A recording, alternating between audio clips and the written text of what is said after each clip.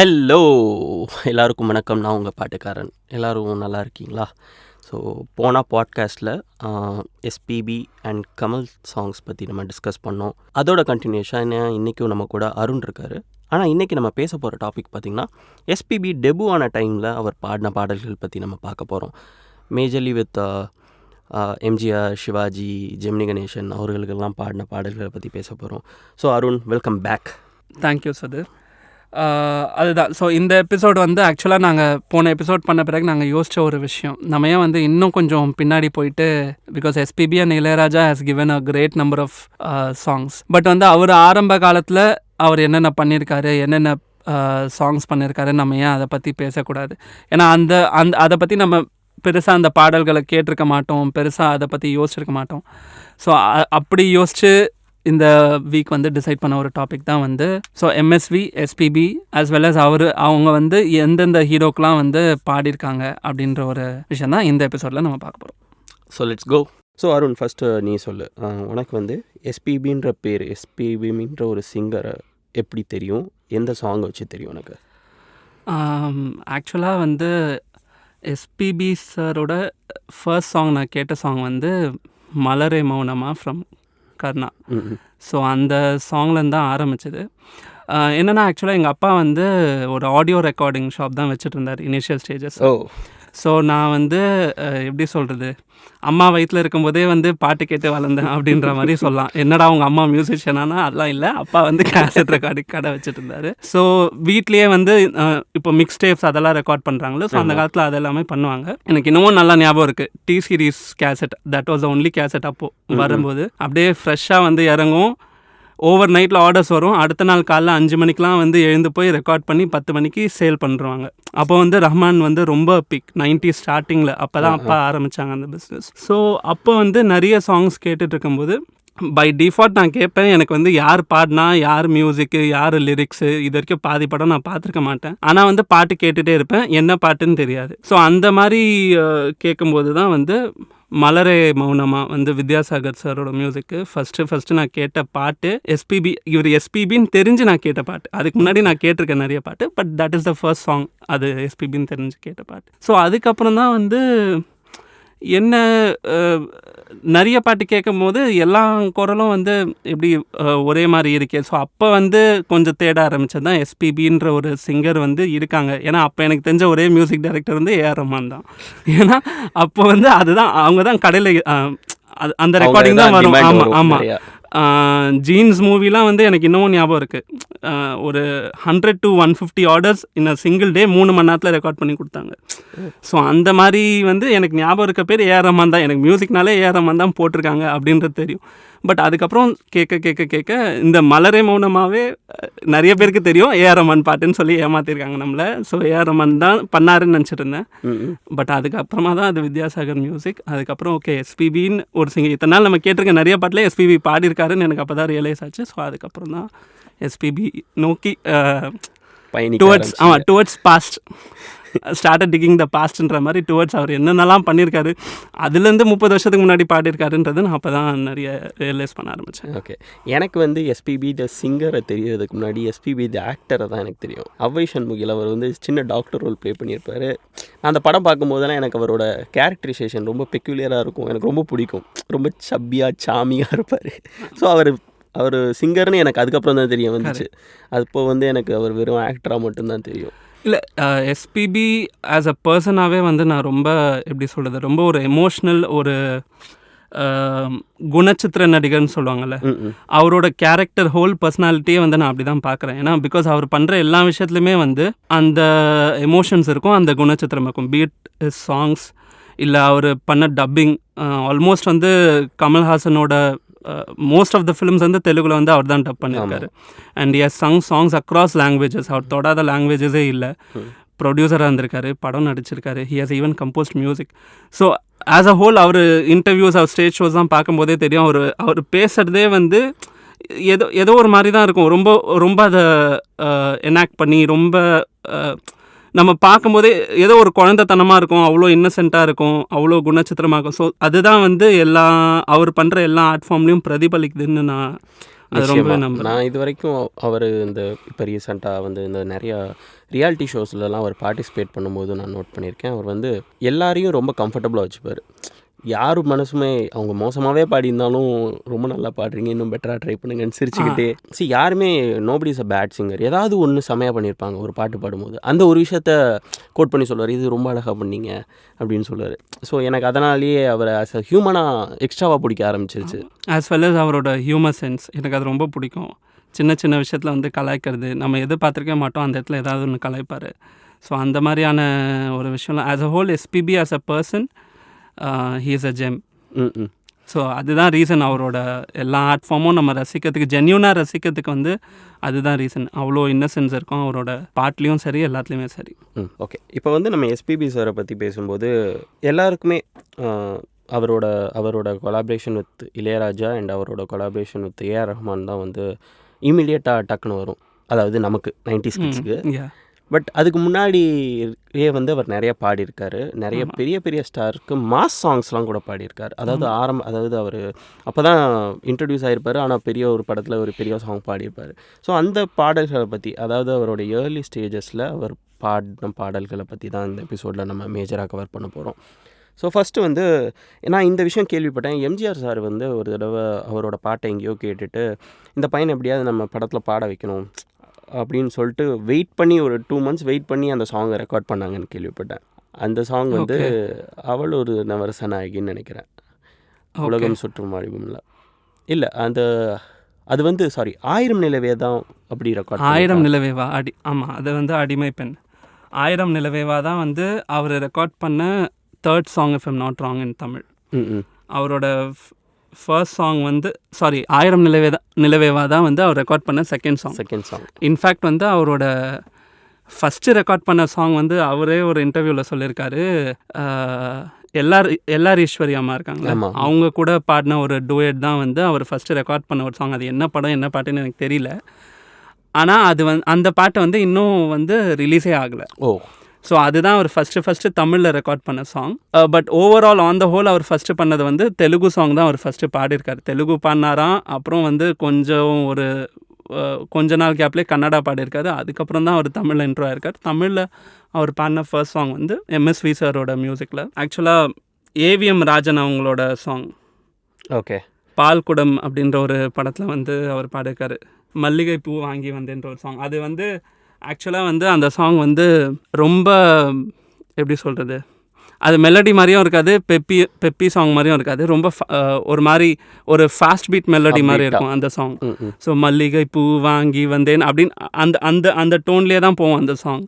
So அதுதான் வந்து அவர் first record பண்ண தமிழ் சாங். பட் அப்போது பெருசாக அவரை நோட் பண்ணாங்களான்னு தெரில. பட் மெயின் சாங் வந்து 1000 நிலவேவா. ஸோ அந்த சாங்க்கு தான் வந்து அவர் தெரிஞ்சாருன்னு சொல்ல முடியும். ஆக்சுவலாக 1000 நிலவேவாவை பற்றி பேசும்போது ஒரு விஷயம் என்னென்னா, அது ஒரு செம்ம மெலடி, ரொம்ப சூதிங்காக ரொம்ப மெதுவாக இருக்கும். ஒரு மேபி நான் அந்த ஜெனரேஷனில் இல்லாதனாலவோ என்னவோ இப்போ அந்த பாட்டை நான் கேட்டால் என்னால் அந்த சாங்கை எம்ஜிஆருக்கு விஷுவல் பண்ணியே பார்க்க முடியாது. எக்ஸாக்ட்லி. அதுக்கப்புறம் படம் பார்க்கும்போது அடிமை பெண், உலகம் சுற்றும் வாலிபன், 1001 பார்க்கும்போது இவருக்கும் இப்படிலாம் மெலடிஸ் உட்காந்துருக்கு அப்படின்னு தெரியும். ஆமாம், ஆக்சுவலாக இந்த இடத்துல ஒரு விஷயம் சொல்லி ஆகணும். என்னென்னா வந்து நீ சொன்ன மாதிரி எம்ஜிஆர் வந்து எஸ்பிபி தேடி இந்த சிங்கரை பாட வைக்கணும் அப்படின்னு சொல்லி சொன்னேன். பட் அந்த விஷயத்தில் வந்து சிவாஜி சார் வந்து ரொம்ப தெளிவாக ஹேண்டில் பண்ணியிருக்காருன்னு தான் தெரியும். பிகாஸ் அவருக்கு வந்து அவரோட அந்த வாய்ஸ் டோனுக்கு வந்து எஸ்பிபி வந்து பெருசாக சூட் ஆக மாட்டார் நினச்சாரோ என்னமோ தெரியல. ரொம்ப நாள் வந்து அவர் எஸ்பிபி வச்சு பேக்ரவுண்ட் சாங்கே வந்து பண்ணலை. நிறைய சிவாஜி படத்துக்கு எஸ்பிபி பாடியிருக்காரு. ஆனால் அதில் வந்து எஸ்பி முத்துராமனோ இல்லை விஜயகுமார் ஆக்டர் இருப்பாங்க, சிவகுமார் ஆக்டர்ஸ் இருப்பாங்க. ஸோ இவங்க தான் வந்து அந்த சாங்கை வந்து நடிச்சிருப்பாங்க படத்தில். ஸோ அவங்களோட வாய்ஸ்க்கு எஸ்பிபி பாடியிருப்பார், எம்ஜிஆரோட வாய்ஸ்க்கு வந்து டிஎம்எஸ் பாடியிருப்பார். ஒரு நிமிஷம், எஸ்பி முத்துராமன்ல வெறும் Muthuraman, SP Muthuraman director. Sorry confuse ஆகிட்டேன். முத்துராமன், அதாவது நம்ம கார்த்திக் ஆக்டரோட அப்பா, அந்த முத்துராமன் பதிவு பண்ணிக்கிறேன், கன்ஃபியூஸ் ஆகிட்டேன். ஸோ அந்த மாதிரி ஸோ அதில் ஃபீச்சராக அந்த artist most of the films பார்த்தோன்னா சிவாஜியோட பையனாக அவங்களாம் நடிப்பாங்க.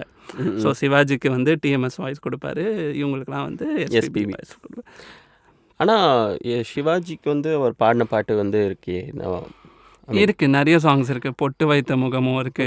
வைத்த முகம். ஆமா. இந்த அப்புறம் பாட்டு. யமுனா நதி இங்கே அந்த சாங் வந்து ஆக்சுவலாக வந்து இன்னொரு சாங் ஒன்று இருக்கு, மலரே குறிஞ்சி மலரேன்னு ஒரு சாங் இருக்கும். அது வந்து யேசுதாஸ் சார் பாடினது ஆக்சுவலாக.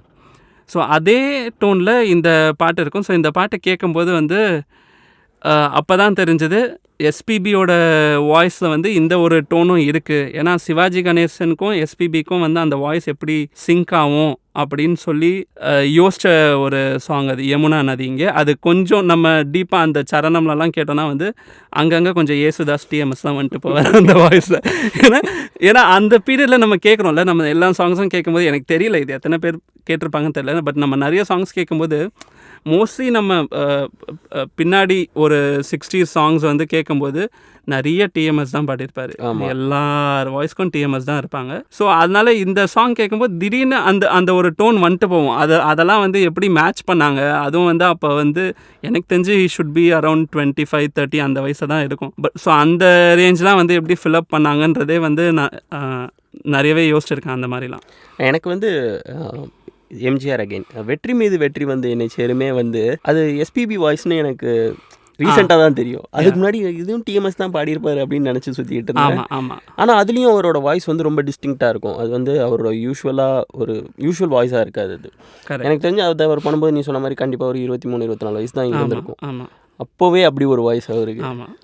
ஆக்சுவலாக இந்த இடத்துல நான் ஒரு சின்ன விஷயம் ஷேர் பண்ணணும்னு நினைக்கிறேன். எஸ்பிபி வந்து ஆக்சுவலாக வந்து என்னோட பாட்டி அவங்க வந்து மின்ட்டில் தான் இருந்தாங்க. மின்ட்டு தெரியும்ல சென்னையில், அது ரொம்ப ஒரு டைவர்ஸான பிளேஸ். அது அந்த பிளேஸ் எனக்கு ரொம்ப பிடிக்கும்.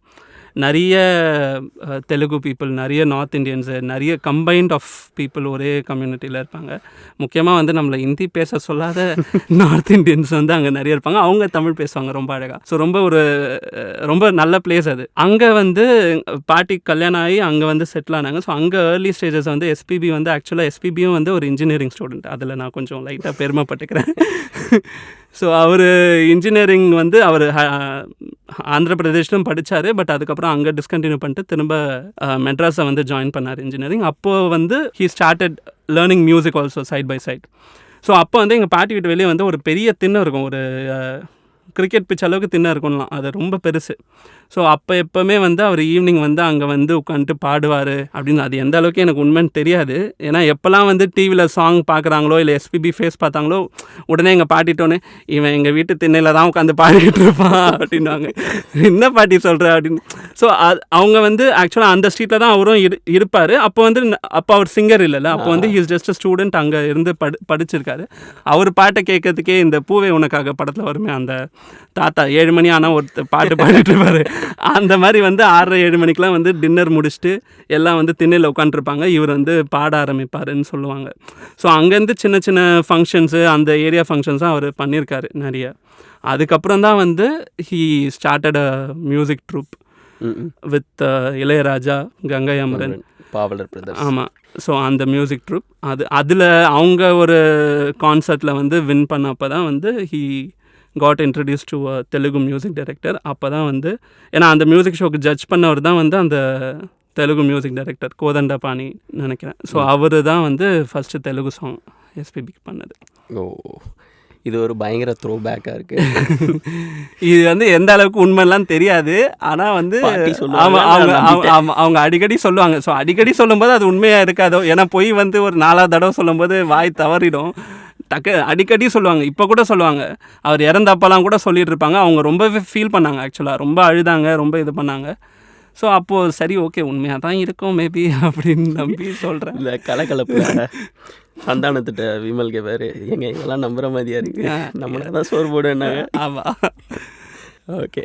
ஸோ கம்மிங் பேக் வந்து எஸ்பிபி அண்ட் சிவாஜியில் வந்து இன்னொரு சாங் இருக்குது, பூங்காத்து திரும்புமா. அது வந்து இன்னொரு வெர்ஷன் வந்து எஸ்பிபி சார் பாடினார். SPB sir and Asha Bhosle. ஆமாம். ஸோ அது வந்து படத்தில் இல்லை. ஸோ எல்லோரும் கேட்டது வந்து மலேசியா வாசுதேவன் சாரோட வாய்ஸ் தான் அந்த பாட்டுனா.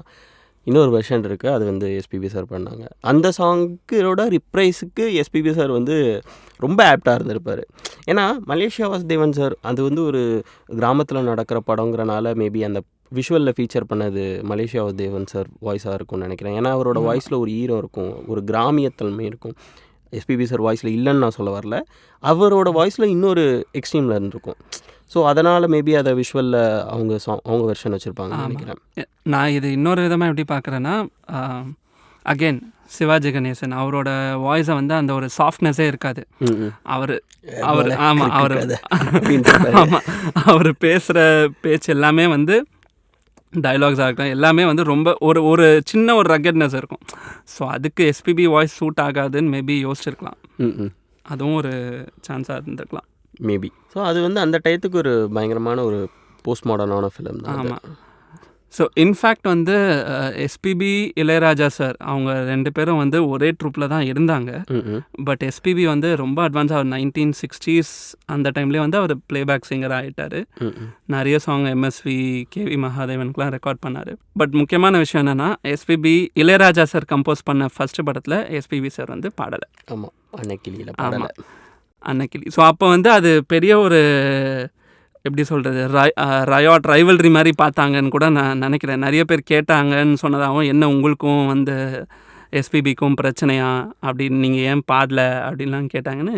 அடுத்த பாட்டு வந்து அவன் தான் ரெக்கார்ட் பண்ணுவான் அப்படின்னு சொல்லி இது வந்து எஸ்பிபி சார் ஒரு ஈவெண்ட்டில் சொல்லியிருப்பார். ஸோ அதுக்கப்புறம் வந்து அவர் ரெக்கார்ட் பண்ண பாட்டு தான் வந்து பாலூட்டி வளர்த்த கிளி அப்படின்ற ஒரு படத்தில் நான் பேச வந்தேன். அது ஆக்சுவலாக வந்து யார் ஹீரோனா வந்து நம்ம நாட்டாம சார் தான் அதில் ஹீரோ, விஜயகுமார் அவர்கள். ஸோ அந்த பாட்டு வந்து கூட ஜானகி அம்மா பாடியிருப்பாங்க, கண்ணதாசன் சாரோட லிரிக்ஸ். ஸோ அந்த பாட்டே வந்து ரொம்ப ஒரு பியூட்டிஃபுல்லான மெலடி. ஆக்சுவலாக ரொம்ப அப்படியே கொஞ்சிருப்பார், நான் பேச வந்தேன். ஸோ அது நான் ரொம்ப கேவலமாக தான் பாடுறேன், பட் ஸ்டில் அது வந்து அந்த டோன் வந்து ரொம்ப நல்லாயிருக்கும். என்னடா இது இவ்வளோ நல்லா பாடுறாங்க அப்படின்னு. ஸோ இன்ஃபேக்ட் வந்து என்னை பொறுத்த வரைக்கும் நம்மளோட தமிழ் மியூசிக் கேட்லாக்னு எடுத்தாலே வந்து நம்ம எக்ஸ்ப்ளோர் பண்ண வேண்டியது வந்து நிறைய இருக்குது. நம்ம ஹிட் சாங்ஸை மட்டும்தான் கேட்குறோம், அதாவது எக்ஸ்ட்ரீம் ஹிட்ஸை மட்டும்தான் கேட்குறோம். ஆமாம், இப்போது 90s வந்து கொஞ்சம் சுமாரான ஹிட்ஸை கூட நம்ம கேட்குறது இல்லை. ஆல்சோ இப்போ வந்து மியூசிக் நிறைய வர ஆரம்பிச்சிருச்சு. ஆமாம், டெய்லி ஒரு சிங்கிள் ரிலீஸ் பண்ணிகிட்டு இருக்கானுங்க. ஸோ கேட்குறதுக்கு டைம் இல்லை. ஆமாம், அன்னோட்டிஸ் சாங்ஸே நிறைய இருக்குது. ஆக்சுவலாக வந்து நான் வந்து அதர் லாங்குவேஜ் சாங்ஸே வந்து நான் கேட்கவே மாட்டேன். ஏன்னா வந்து எனக்கு லிரிக்ஸ் ரொம்ப முக்கியம். என்னடா லிரிக்ஸ் வந்து அவ்வளோ ரெசிபியா அப்படிலாம் கேட்டால் இல்லை, நான் வந்து பாட்டை இமிட்டேட் பண்ணணும், எனக்கு வந்து அதுக்கு லிரிக்ஸ் தெரியணும். அதனால் வந்து நான் தமிழ் சாங்ஸ் தான் வந்து நிறைய கேட்பேன். ஸோ அப்படி வந்து கேட்கும்போது எனக்கு பெருசாக அதர் லாங்குவேஜ் சாங்ஸ் தான் இன்ட்ரெஸ்ட் இருக்காது.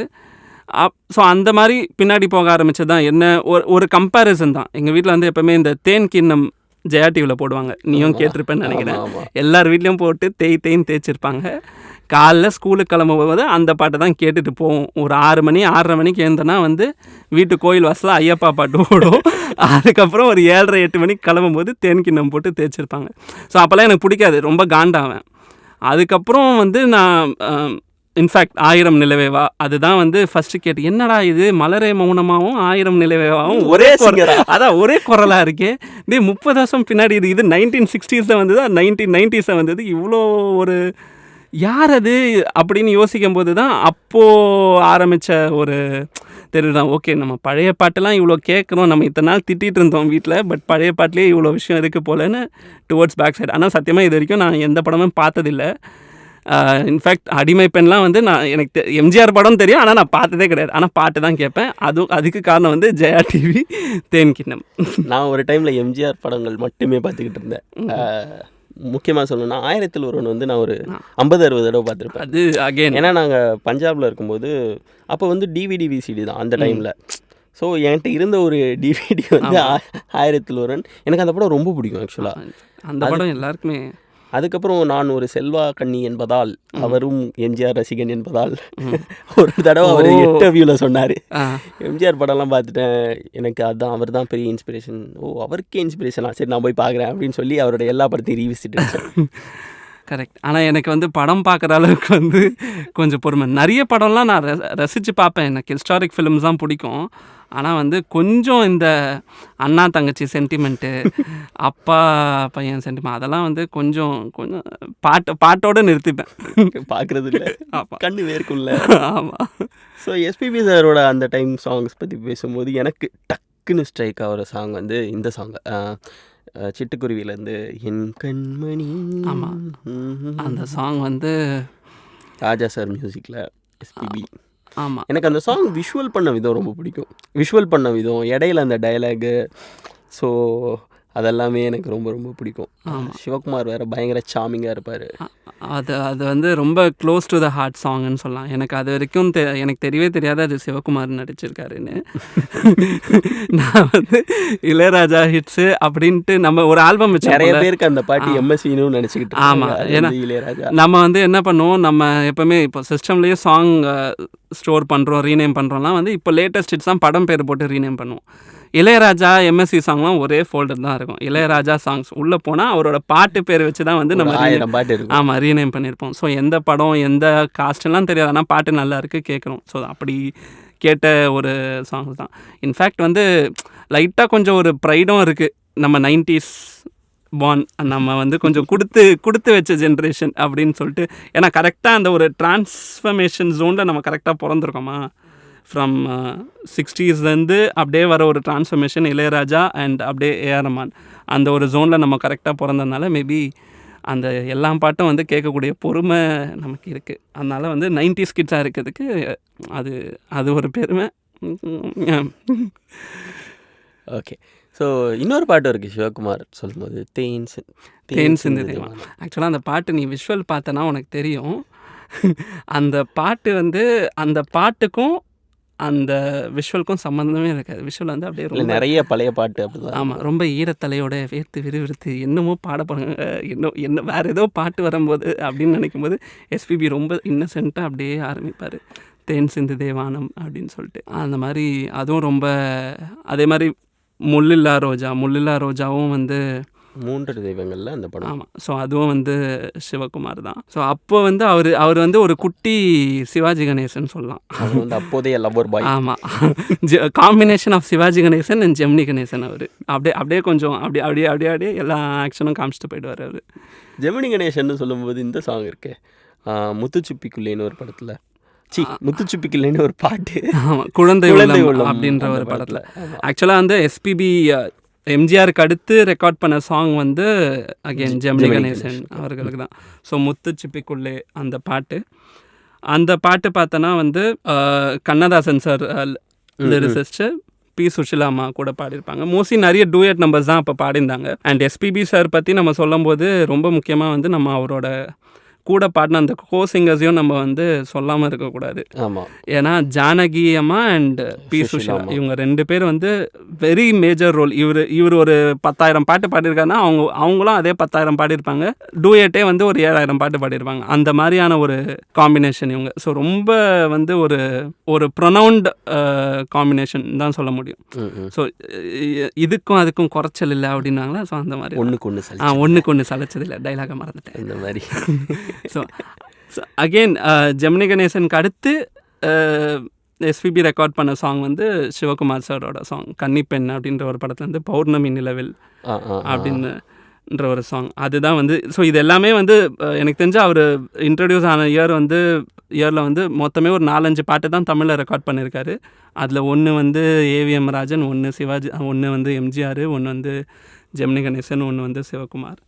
ஸோ அந்த மாதிரி அப்போ பிரைமரியாக டாப்பில் இருந்தவங்க எல்லாரும் கூடயும் அந்த வருஷத்தில் எக்ஸப்ட் சிவாஜி கணேசன். எஸ், சிவாஜி கணேசன் தள்ளி சிவாஜி கணேசன் கிட்ட போய் எஸ்பிபியை கொண்டு நிறுத்தினா என் பையன் ரோல் இருக்குது படத்தில், அவருக்கு பாடக்கூடாது அப்படின்றவாரு போல். ஸோ அந்த மாதிரி தான் வந்து சிவாஜி கணேசன். ஸோ நம்ம அந்த டைமில் சிவாஜி கணேசன், ஜெமினி, எம்ஜிஆர் பற்றியெல்லாம் பேசும்போது முக்கியமாக ஒருத்தரை நம்ம மிஸ் பண்ணிடவே கூடாது. தென்னகத்து கௌபாய் ஜெய் கணேஷ்க்கு எஸ்பிபி நிறையா பாடியிருக்காரு. ஜோன்ஸ் எனக்கு ரொம்ப பிடிச்ச பாட்டு அப்படின்னு பார்த்தோம்னா வந்து எனக்கு ஒரு காதலி இருக்கின்றாள். அது வந்து ஆக்சுவலாக எனக்கு தெரியவே தெரியாது அப்படி ஒரு பாட்டு இருக்குன்னு. அது வந்து இப்போது ரீசெண்டாக ஒரு ஷோவில் எஸ்பிபி பாடியிருப்பார். I think if I'm not wrong super சிங்கரில் கூட ஒரு தடவை பாடியிருப்பாருன்னு நினைக்கிறேன். அப்போ வந்து அந்த டோன் அப்படியே எனக்கு ஒரு காதலி இருக்கின்றாள்ன்றதை அப்படியே ஒரு டோன் இழுத்து பாடியிருப்பார். அப்போ தான் என்ன படம் இது, என்ன பாட்டு அப்படின்னு இது பண்ணி கேட்க ஆரம்பித்ததான் அந்த சாங் எனக்கு ஒரு காதலி இருக்கின்றாள். ஆல்சோ மாணவன் படத்தில் கல்யாணராமன். ஆமாம், அகெயின் மாணவன் படம் வந்து ஜெய்கணேசர் வந்து பையன் ரோலுன்னு நினைக்கிறேன், if I'm not wrong. Sivaji Ganesan sir தான் வந்து அந்த படத்தில் அப்பா நான் படம் பார்த்ததில்ல. நானும் பார்த்தது ஜெய் கணேஷ் சாங்னு ஆமாம் ஆமாம். அது இன்ஃபேக்ட் அவர் ரெக்கார்ட் பண்ண ஃபர்ஸ்ட் சாங் ஜெய் கணேஷ்க்குன்னு நினைக்கிறேன். Okay okay. ஸோ அந்த மாதிரி வந்து நிறைய வந்து இர்ரீப்ளேசபிள் சாங்ஸ் நிறைய இருக்குது. ஆக்சுவலாக வந்து நாங்கள் வந்து எப்படி சொல்கிறது, நாங்களும் வந்து பயங்கரமாக மியூசிக் ஃபாலோ பண்ணி கேட்டு நம்ம அங்கங்கே எங்கேயாவது கேட்போம்ல, நம்ம போகிற இடத்துல கேட்போம், நமக்கு தெரியாமல் ஒருத்தரை மீட் பண்ணுவோம், திடீர்னு அவங்க இந்த பாட்டு பாடுவாங்க, இந்த பாட்டு எங்கே அப்படின்னு சொல்லிட்டு தேடி போன ஒரு பாட்டு தான் வந்து இது எல்லாமே. முக்கிய பங்கு வந்து முரசு, ஜெயா ப்ளஸ், ஆமாம், அப்புறம் இந்த மாதிரி சேனல்லாம் வந்து ஒரு பெரிய அங்கம் இன்ஃபேக்ட் எடுக்கிறதுல. ஆமாம், இவங்க எல்லாருக்குமே முன்னோடி வந்து ஆப்வியஸ்லி வந்து தேன் கிண்ணம் தான். ஜெயா டிவி வந்து அந்த சேனல் எதுக்கு, நான் அந்த ப்ரோக்ராமே வெறுத்த ப்ரோக்ராம் அது. ஆனால் வந்து அந்த சேனலில் இது வரைக்கும் லாங்கர் ரன் அப்பத்துலேருந்து இப்போ வரைக்கும் வந்து அவங்க பண்ணிகிட்ருக்காங்க. அது வந்து ரொம்ப நல்ல விஷயம் ஆக்சுவலாக ஜெயா டிவி மாதிரி தேன்கிண்ணம் மாதிரியே மெகா டிவியில் ஒரு ஷோ இருந்துச்சு. அந்த ஷோ பேர் நான் மறந்துட்டேன்.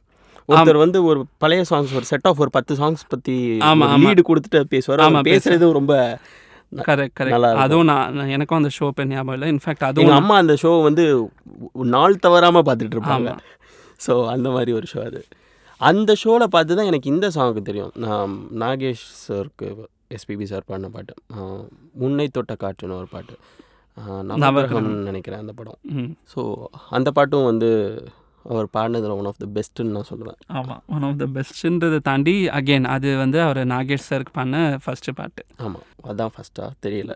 ஆமாம், நமக்கு தெரிஞ்ச ஃபஸ்ட்டு அது. ஆமாம், நமக்கு தெரிஞ்ச ஃபஸ்ட்டு அதுதான்.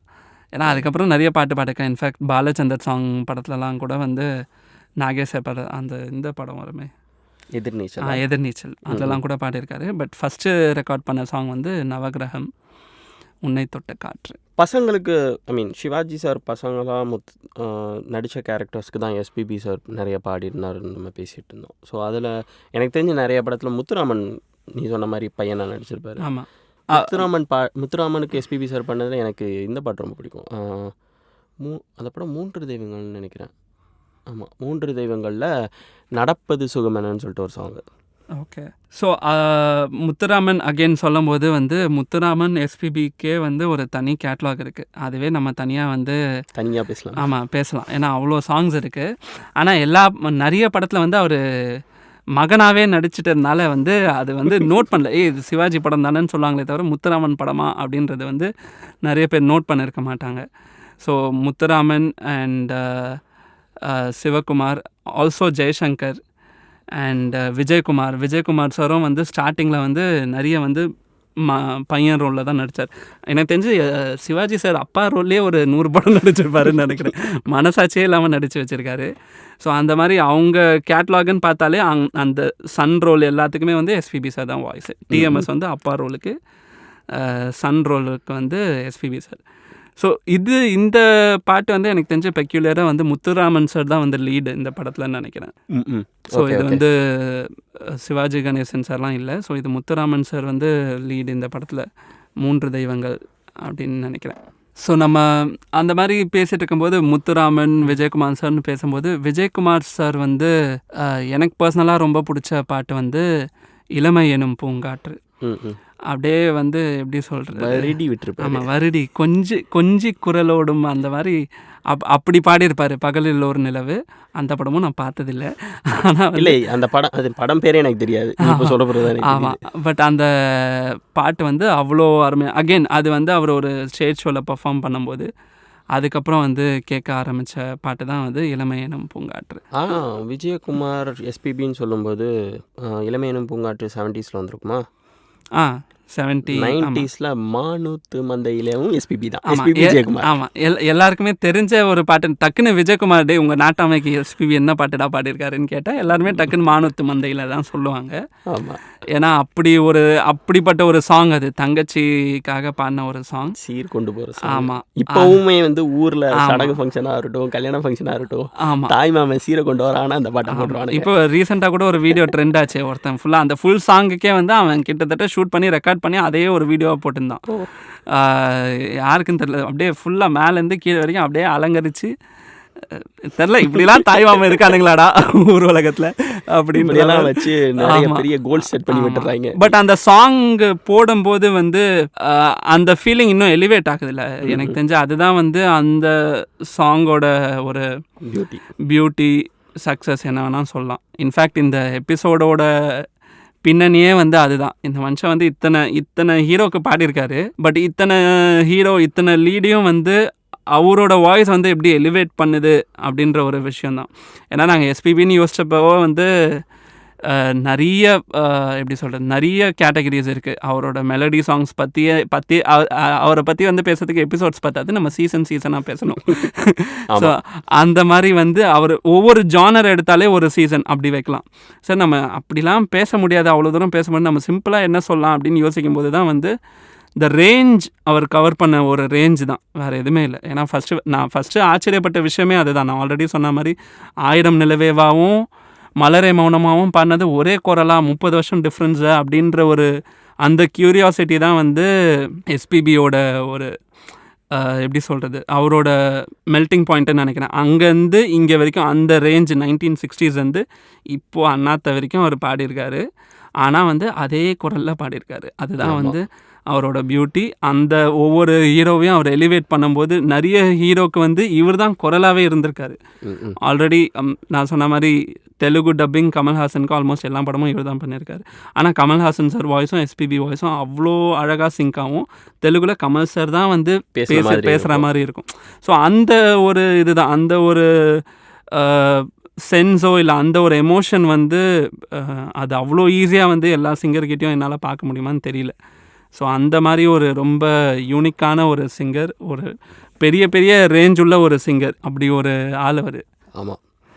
So thank you Arun. இந்த எபிசோடில் எஸ்பிபியோட ஏர்லி டேஸில் அவர் பாடின சாங்ஸ் பற்றி ஓவர் த டாப்பாக இருந்ததை பற்றி டிஸ்கஸ் பண்ணோம். ஆக்சுவலாக நாங்கள் நிறையா சாங்ஸ் கண்டிப்பாக மிஸ் பண்ணியிருப்போம். ஏன்னா அவர் பாடின பாட்டுக்கு எங்களால் வந்து எங்கள் வயசுக்கு எங்களுக்கு தெரிஞ்ச பாடல் பற்றியும் தான் நான் பேசியிருக்கோம். அதை பற்றி டீட்டெயிலாக பேசணுன்னா அதுக்கு இன்னும் நாங்கள் பயங்கரமாக பாட்டு கேட்கணும், அதை பற்றி தெரிஞ்சுக்கணும்.